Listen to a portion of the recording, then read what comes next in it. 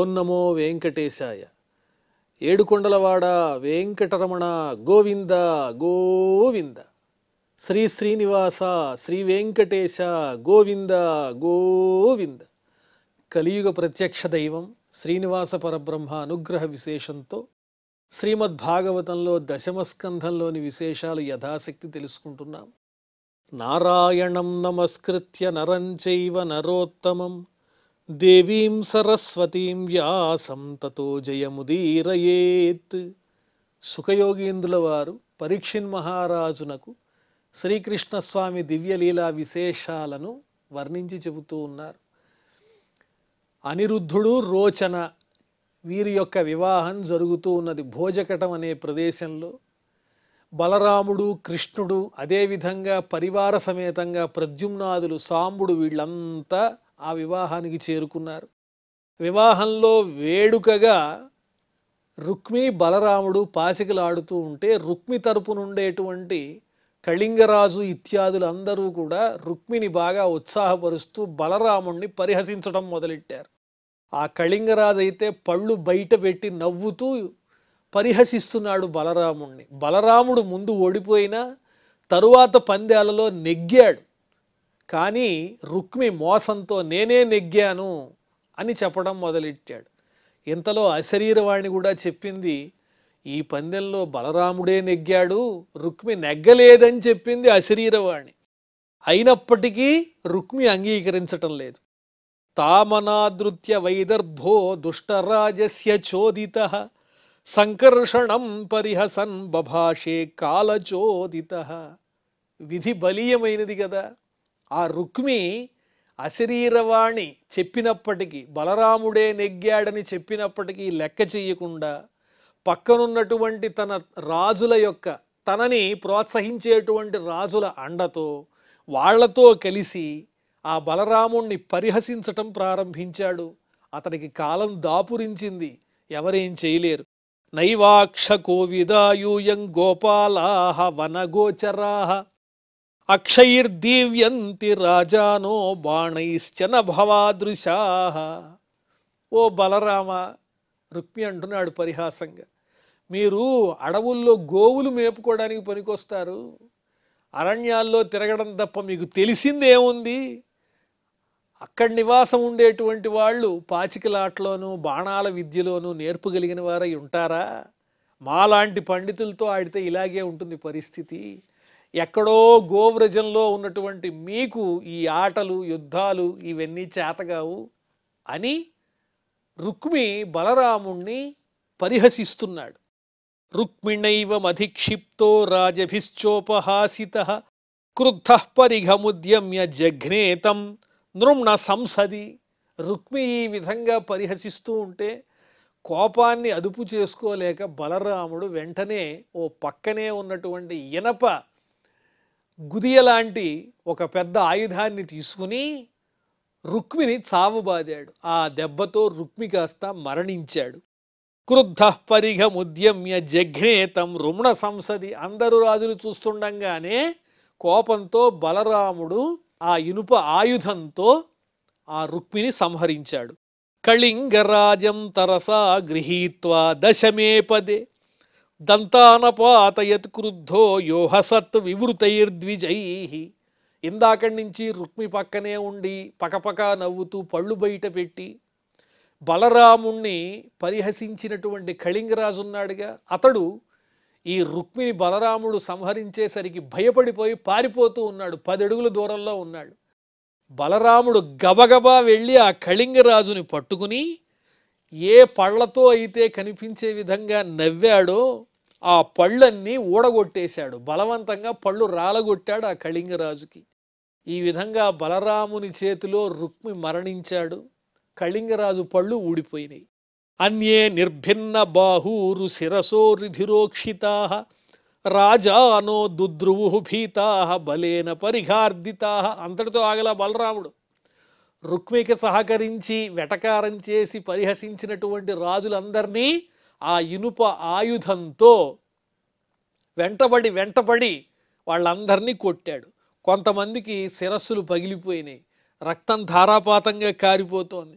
కొంతమందికేమో తొడలు విరిగిపోయినాయి, ఇంకొంతమందికి కాళ్ళు విరిగిపోయినాయి. ఇలా వాళ్ళ అవయవాలన్నీ నుజ్జు నుజ్జయ్యేటట్టుగా ఎవరెవరైతే రుక్మికి సహకరించి తనని పరిహసించారో వాళ్ళందరినీ దండించాడు ఆ బలరాముడు. మిగతా రాజులందరూ భయపడి అక్కడి నుంచి పారిపోయారు.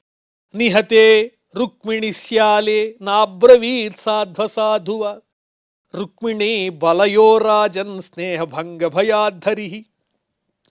ఇక్కడ బలరాముడు రుక్మిణి సంహరించంగానే అతడు తన భార్యకి స్వయాన అన్నగారు బావమరిదే కదా, శ్రీకృష్ణ స్వామి ఏమీ మాట్లాడలా. తన బావమరిదిని అన్నగారు సంహరించినా కృష్ణుడు నోరెత్తేం మాట్లాడలేదు. ఎందువల్ల? ఎవరి పక్షం మాట్లాడతాడు? రుక్మిణీదేవి పక్షం మాట్లాడితేనేమో బలరాముడికి కోపం వస్తుంది. బలరాముని పక్షంలో ఉండి భలే సంహరించావు నీవు రుక్మిణి అని మాట్లాడితే రుక్మిణికి ఆగ్రహం రావచ్చు. ఇలా వీళ్ళిద్దరి మధ్య ఇరుక్కునేటువంటి పరిస్థితి ఉందని తెలిసే శ్రీకృష్ణుడు ఏమీ మాట్లాడకుండా నిశ్శబ్దంగా ఉన్నాడు. బలరాముడు రుక్మిణి సంహరించినా తన అభిప్రాయాన్ని ఏమీ వెలిబుచ్చకుండా ఏమీ తెలియనట్లు అలా మౌనంగా ఉండిపోయాడు కృష్ణస్వామి. మహానుభావులైన వాళ్ళు కూడా, అవతార పురుషులు కూడా మానవ రూపాన్ని ధరించినప్పుడు అనుకోకుండా ఇలాంటి సన్నివేశాలు సంప్రాప్తిస్తూనే ఉంటాయి. తతో నిరుద్ధం సహ సూర్యయోః వరం రథం సమారోప్య యయుః కుశస్థలీం రామాదయో భోజకటాత్ దశార్హాః సిద్ధాఖిలార్థాః మధుసూదనాశ్రయాః. ఈ రకంగా అనిరుద్ధుడు, రోచన వీరిద్దరి వివాహం జరిగిన తరువాత ఆ కొత్త నవవధూవరుల్నిద్దరినీ కూడా చక్కగా రథం మీద అధిరోహింపజేసి అక్కడి నుంచి భోజకటకం అనే ప్రదేశం నుంచి ద్వారకా నగరానికి తీసుకుని వచ్చారు కృష్ణాదులందరూ కూడా. అందరూ చక్కగా తమ ప్రయోజనాన్ని నెరవేర్చుకున్నవారయ్యారు. ఇక్కడితో మనం దశమస్కంధంలో 61వ అధ్యాయాన్ని పరిపూర్ణం చేసుకున్నాం. ఇప్పుడు 62వ అధ్యాయంలో ప్రవేశిస్తున్నాం. రాజోవాచ. వెంటనే ఇక్కడికి ఈ కృష్ణుని యొక్క సంతానము వివరాలు అనిరుద్ధుని వివాహం దాకా వర్ణించి చెప్పారు సుఖయోగీంద్రుల వారు. ఆ తరువాత మరో ప్రశ్న అడుగుతున్నారు పరీక్షిన్ మహారాజు సుఖయోగీంద్రుల వారిని. రాజోవాచ బాణస్య తనయామూషాముపయే మే యదుత్తమః తత్ర యుద్ధమభూత్ ఘోరం హరిశంకరయోర్మహత్ ఏతత్సర్వం మహాయోగిన్ సమాఖ్యాతుం త్వమర్హసి. స్వామి సుఖయోగీంద్ర, నాదో చిన్న సందేహం. ఇంకా ఎందుకయ్యా ఆలస్యం? ఓ పరీక్ష మహారాజా ప్రశ్నించు అన్నారు సుఖయోగీంద్రుల వారు. ఏం లేదు, బాణాసురుడు ఉన్నాడు కదా, ఆ బాణాసురుడు బలిచక్రవర్తి యొక్క కుమారుడు. ఆ బాణాసురుని కుమార్తె అయినటువంటి ఉషను ఈ అనిరుద్ధుడు వివాహం చేసుకున్నాడని నేను విన్నాను. ప్రద్యుమ్నుని యొక్క కుమారుడు, కృష్ణుని యొక్క మనువడైనటువంటి అనిరుద్ధుడు బాణాసురుని యొక్క కుమార్తె అయినటువంటి ఉషను పరిణయమాడాడని నేను తెలుసుకున్నాను. ఆ సమయంలోనే బాణాసురునికి శ్రీకృష్ణునికి యుద్ధం జరిగింది. అదే సందర్భంలో బాణాసురుని పక్షంలో ఉన్నటువంటి శంకరునకు, పరమేశ్వరునకు, శ్రీకృష్ణునకు కూడా సంగ్రామం జరిగినట్లుగా నేను విన్నాను. ఈ శివకేశవుల యొక్క యుద్ధం ఏ విధంగా జరిగింది, అసలు ఇది ఎందుకు సంప్రాప్తించింది, ఆ విషయాలన్నీ మీరు యోగీశ్వరులు కాబట్టి సవివరంగా చెప్పవలసింది అని వినయపూర్వకంగా పరీక్షిన్ మహారాజు సుఖయోగీంద్రుల వారిని ప్రశ్నించాడు. శ్రీ సుఖౌవాచ. అప్పుడు సుఖయోగీంద్రుల వారు ఆ బాణాసురుని యొక్క వృత్తాంతాన్ని వర్ణించి చెప్పడం ప్రారంభించారు. బాణఃపుత్ర శతజ్యేష్ఠ బలేరాసీన్ మహాత్మనః ఏన వామన రూపాయ హరయే అదాయి మేదిని. ఏ బలిచక్రవర్తి అయితే తన సర్వస్వాన్ని వామన రూపంలో వచ్చినటువంటి శ్రీ మహావిష్ణువునకు ధారాదత్తం చేశాడో, ఆ బలిచక్రవర్తికి ఉన్నటువంటి 100 మంది పుత్రులలో మొట్టమొదటి పుత్రుడే బాణాసురుడు. బాణ పుత్ర శతజ్యేష్ఠ, 100 మందిలో మొదటివాడు. బలే రాసీన్ మహాత్మన ఏన వామన రూపాయ హరయే అదాయి మేదిని. భూమిని అంతటిని, లోకములన్నింటినీ ఆ బలిచక్రవర్తి వామన రూపంలో ఉన్నటువంటి పరమాత్మ శ్రీ మహావిష్ణువుకి అర్పించాడు కదా. అలా అర్పించిన బలిచక్రవర్తి పెద్ద కుమారుడే ఈ బాణాసురుడు. తస్య ఔరసస్సుతో బాణో శివభక్తి రతస్సద. ఆ బలిచక్రవర్తి పెద్ద కుమారుడైనటువంటి జ్యేష్ఠపుత్రుడైనటువంటి ఆ బాణాసురుడు శివభక్తుడు, పరమ శివభక్తుడు. మాన్యో వదాన్యో ధీమాంశ్చ సత్యసంధో దృఢవ్రత. బాణాసురునికి కూడా ఉత్తమమైనటువంటి చక్కని విశేషణాలు వాడుతున్నారు వ్యాసుల వారు. అతడు గౌరవింపదగినటువంటి పరాక్రమం కలిగిన వాడు, దానబుద్ధి కలిగిన వాడు, బుద్ధిమంతుడు, నిజం చెప్పేవాడు, మంచి సంకల్పాలు కలిగిన వాడు. ఎందువల్లంటే శివభక్తుడు, పరమేశ్వరుణ్ణి అనన్యభక్తితో ఆరాధించాడు. కాకపోతే అతనిలో నెమ్మదిగా అహంకారం బయలుదేరింది. అసురుడు కదా. శోణితాఖ్యే పురే రమ్యే సరాజ్యమకరోత్పుర తస్య శంభో ప్రసాదేన కింకరా ఇవతే మరాహ సహస్రబాహుర్వాద్యేన తాండవే అతోషయత్ మృడం. పరమేశ్వరుని యొక్క అనుగ్రహం సంపూర్ణంగా ఉన్నది ఎవరికి అంటే ఈ బాణాసురునికి. ఆ పరమేశ్వరుని యొక్క అనుగ్రహంతో దేవతలందరినీ కూడా నియంత్రించేంత శక్తి సామర్థ్యాలు సంపాదించాడు. అదేవిధంగా శోణితం అనేటువంటి పట్టణాన్ని ప్రధాన రాజధానిగా చేసుకుని పరిపాలన సాగిస్తూ ఉన్నాడు. అతడికి 1000 బాహువులున్నాయి. పరమేశ్వరుడు తాండవం చేస్తూ ఉంటే చక్కగా వాద్యాన్ని మ్రోగించి పరమేశ్వరుణ్ణి ఆనందింపజేశాడు. అందువల్ల పరమేశ్వరుడు బాణాసురుణ్ణి కోరాడు, నాయనా నీకేం వరం కావాలో కోరుకో అన్నాడు బాణాసురుడితో. అంటే భగవాన్ సర్వభూతేశ శరణ్యో భక్తవత్సల వరేణ ఛందయామాస సతం వవ్రే పురాధిపం. తాను తాండవం చేస్తూ ఉంటే వాద్యాన్ని మ్రోగించి సహకరించి పరమేశ్వరుని అనుగ్రహాన్ని సంపాదించినటువంటి బాణునకు ఈశ్వరుడు వరమివ్వదలిచి ఏం కావాలో కోరుకోమంటే అప్పుడు బాణాసురుడు కోరుకున్నాడు. పరమేశ్వరుడు భక్తవత్సలుడు కదా, అడిగింది కాదనడు. స్వామి, నీవు నా శోణితపురంలోనే ఆ పురాన్ని పరిపాలిస్తూ అధిపతిగా ఉండవలసింది అన్నాడు. అంటే నాతో పాటే నా పట్టణంలో నిత్యము నీవు నివసించాలి అని కోరాడు పరమేశ్వరుణ్ణి ఈ బాణాసురుడు. స ఏకదాహ గిరిశం పార్శ్వస్థం వీర్య దుర్మద కిరీటేనార్కవర్ణేన సంస్పృశన్ తత్పదాంబుజం.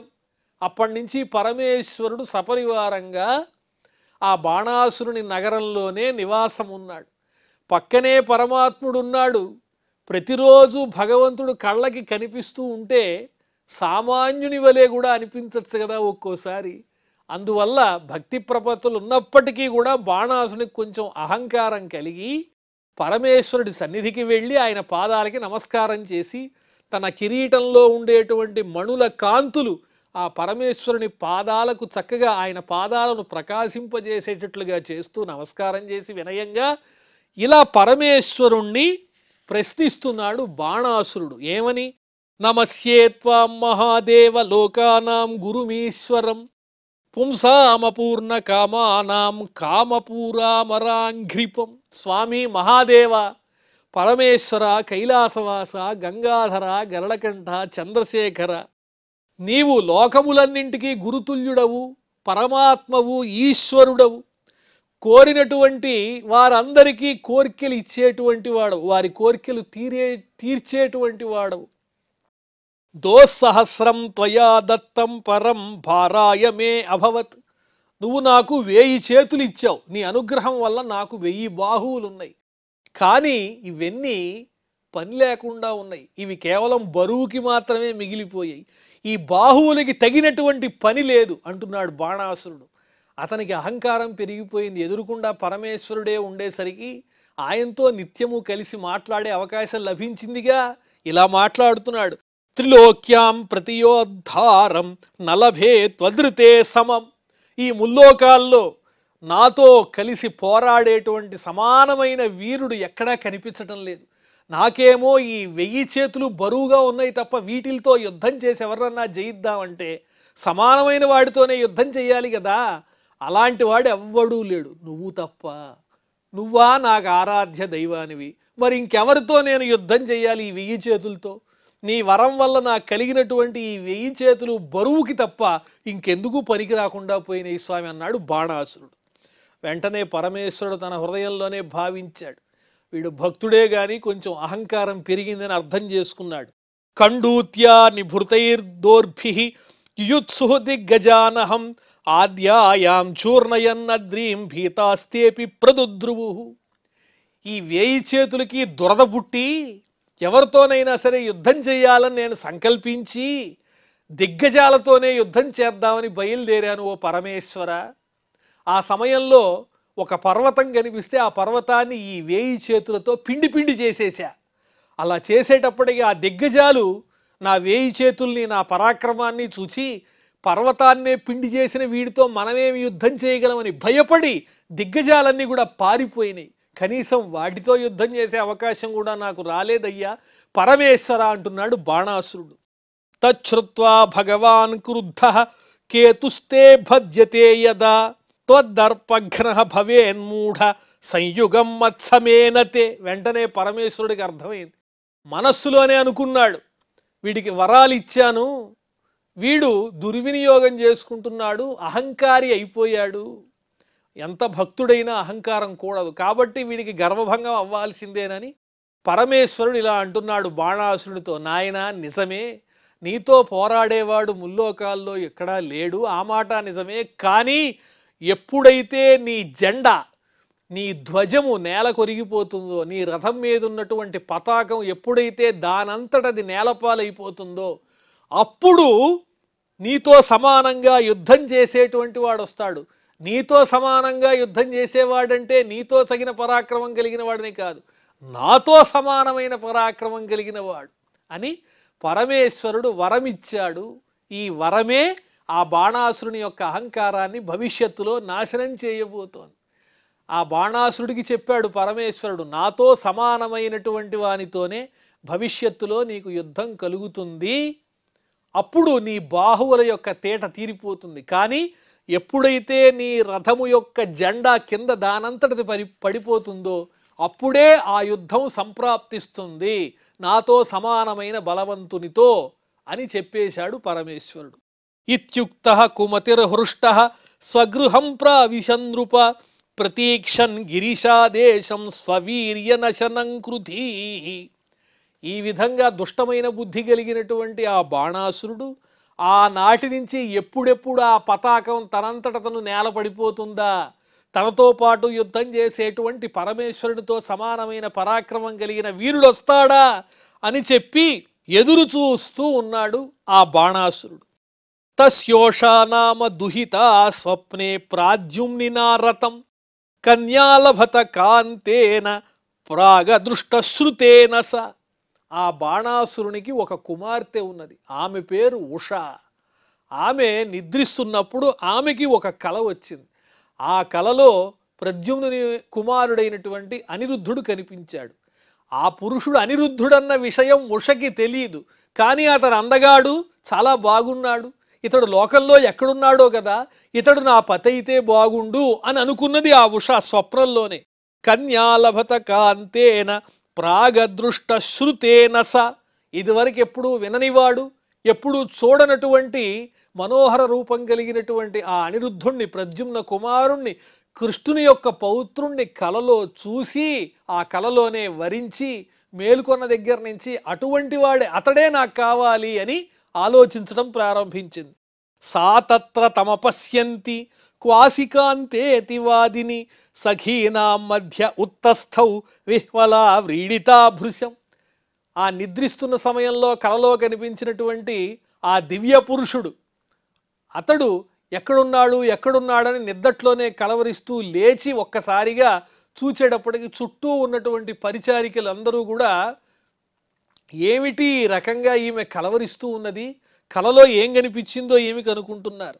సఖీనాం మధ్య ఉత్తస్థౌ విహ్వలా వ్రీడితా భృశం. ఈ రకంగా స్వప్నంలో కనిపించినటువంటి ఆ అనిరుద్ధుణ్ణి నిద్ర మేలుకొన్న తర్వాత అతడు కనిపించకపోయేసరికి, ఓహో ఇది స్వప్నమా, ఈ కల్లో కనిపించిన సుందర పురుషుడు ఎక్కడో ఉన్నాడు కదా అని చుట్టూ ఉన్నటువంటి పరిచారికలందరూ తనని చూస్తూ ఉంటే వాళ్ళ ముందు కొంచెం సిగ్గుపడింది.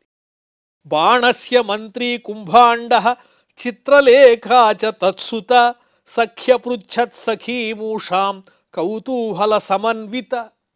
బాణాసురునికి ఒక మంత్రి ఉన్నాడు, ఆ మంత్రి పేరు కుంభాండు అనే పేరు కలిగినటువంటి మంత్రి. ఆ కుంభాండునికి ఒక పుత్రిక ఉన్నది, ఆమె పేరు చిత్రలేఖ. ఆమె మాయలన్నీ బాగా తెలిసింది. ఆమె ఈమెకి స్నేహితురాలు. ఎవరికి? రాజపుత్రిక అయినటువంటి ఉషకి స్నేహితురాలు. ఆ స్నేహితురాల దగ్గరికి వచ్చి కుతూహలంగా అడుగుతూ ఉన్నది చిత్రలేఖ. కం త్వం మృగయసే శుభ్రూః కీదృశస్తే మనోరథ హస్తగ్రాహం నతే ద్వాపి రాజపుత్రి ఉపలక్షయే. నీవు ఎవరి కోసం వెతుకుతున్నావు ఓ సఖి? స్వప్నంలో ఈ కలవరింతలేమిటి? నీ కోరిక ఏమిటి? నీకు ఎలాంటి వరుడు కావాలి? ఇంతవరకు నువ్వు ఎవరినీ చేపట్టలేదు కదా, నీకు పతి లేడు కదా, ఇప్పుడు నీకు ఎటువంటి పతి కావాలి? నీ స్వప్నంలో ఎలాంటి వాళ్ళని చూచావో నాకు చెప్పని అడిగింది ఆ మంత్రి కుమార్తె అయినటువంటి చిత్రలేఖ ఈ బాణుని కుమార్తె ఉషను. ఉషోవాచ, అప్పుడు ఉష ఈ విధంగా చెబుతోంది. దృష్ట కశ్చిన్ నరస్వప్నే శ్యామః కమలలోచనః పీతవాస బృహద్బాహు యోషితాం హృదయంగమః. ఓ సఖి చిత్రలేఖ, నేను నిద్రిస్తున్నప్పుడు ఆ నిద్రలో స్వప్నంలో ఒక దివ్య పురుషుడు కనిపించాడు. అతడు ఎలా ఉన్నాడో తెలుసా? శ్యామవర్ణం కలిగిన వాడు, మనోహరంగా ఉన్నాడు. పద్మముల వంటి నేత్రములు కలిగినటువంటి వాడు, పట్టు పీతాంబరాన్ని ధరించాడు. పెద్ద పెద్ద బాహువులు కలిగినటువంటి వాడు. ఏ స్త్రీ అయినా సరే ఆ పురుషుణ్ణి చూస్తే అతన్ని వరించాల్సిందే.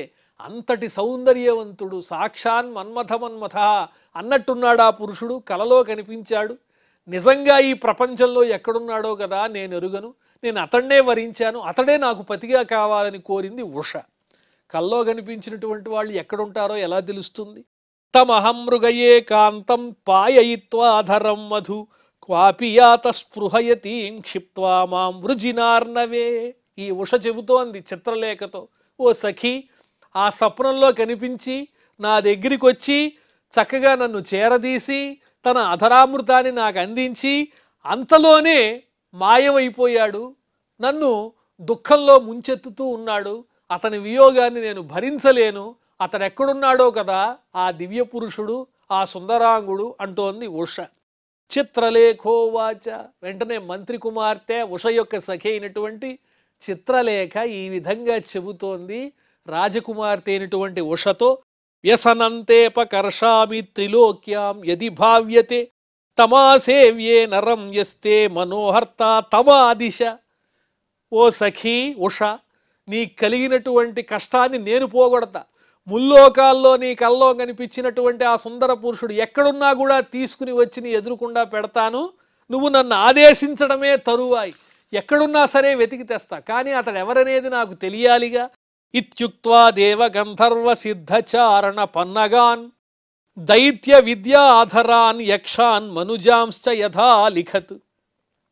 వెంటనే తన మాయాబలంతో మంత్రి యొక్క కుమార్తె అయినటువంటి చిత్రలేఖ మానవులలో, దేవతలలో, యక్షులలో, కిన్నరులలో, కింపురుషులలో, అలాగే సర్పశ్రేష్ఠులలో ఎవరెవరైతే సుందరాంగులైనటువంటి పురుషోత్తములున్నారో వాళ్ళ చిత్రములన్నింటినీ తన మాయాబలంతో లిఖించి చూపించింది ఉషకి. ఇతడా నీ స్వప్నంలో ఇతడు కనిపించాడా?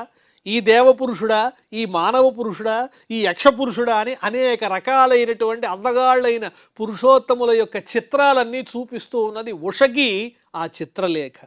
మనుజేషు చ సావృష్ణీన్ శూరమానక దుందుభిం. అలా చూపించే సందర్భంలోనే మానవుల్లో ఉన్నటువంటి వసుదేవుని యొక్క చిత్రపటాన్ని చూపించింది. చూపిస్తే ఇతడు కాదు.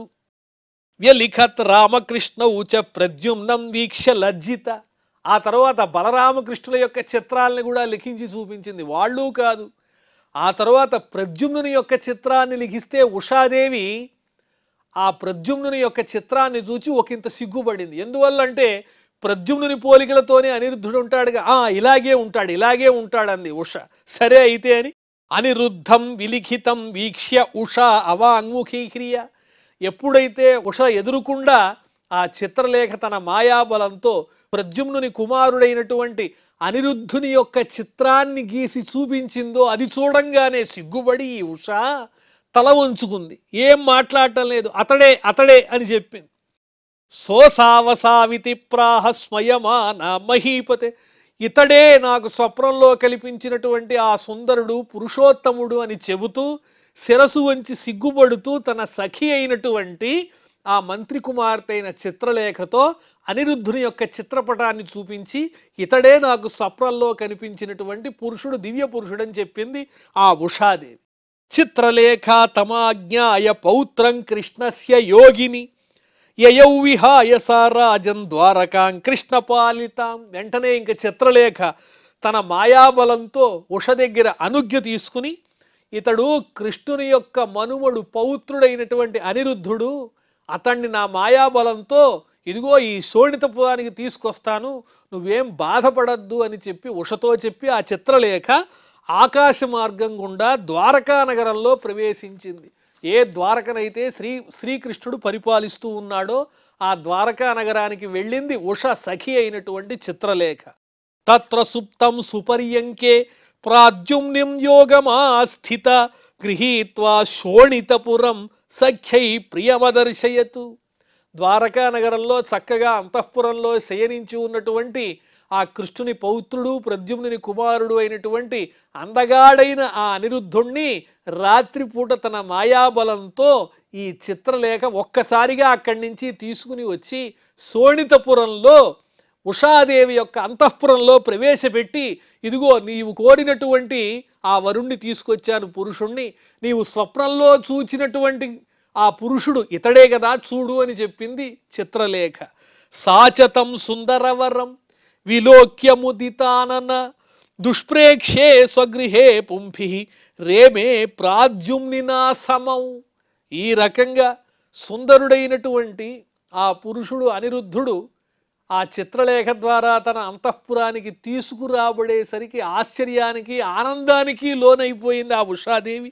ఆనందంతో కూడినటువంటి ముఖం కలిగినదై, ఇతన్ని నేను చూడలేననుకున్నాను, స్వప్నంలో చూచాను, ఎక్కడుంటాడో అనుకున్నాను, ఓ చిత్రలేఖ నీ సహాయ సహకారాలతో ఇతన్ని మన ఇంటికే తీసుకొచ్చేసావని చెప్పి ఆనందించి, అతడు మేలుకున్న తరువాత అతన్ని చక్కగా వరించింది ఆ ఉషాదేవి.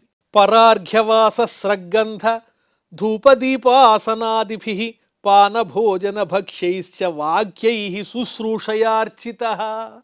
మేలుకున్నటువంటి ప్రద్యుమ్న కుమారుడైనటువంటి ఆ అనిరుద్ధుణ్ణి చక్కగా ఉషాదేవి సేవించింది.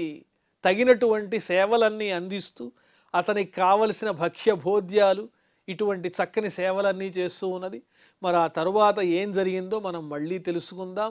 ప్రస్తుతం క్షమాప్రార్థనాదులతో ఈ కార్యక్రమాన్ని పరిసమాప్తం చేసుకుందాం. అథ క్షమాప్రార్థన. యదక్షరపదభ్రష్టం మాత్రాహీనంచ యద్భవేత్ తత్సర్వం క్షమ్యతాం దేవ నారాయణ నమోస్తుతే. శ్రియః కాంతాయ కళ్యాణ నిధయే నిధయేర్ధినాం శ్రీవేంకటనివాసాయ శ్రీనివాసాయ మంగళం.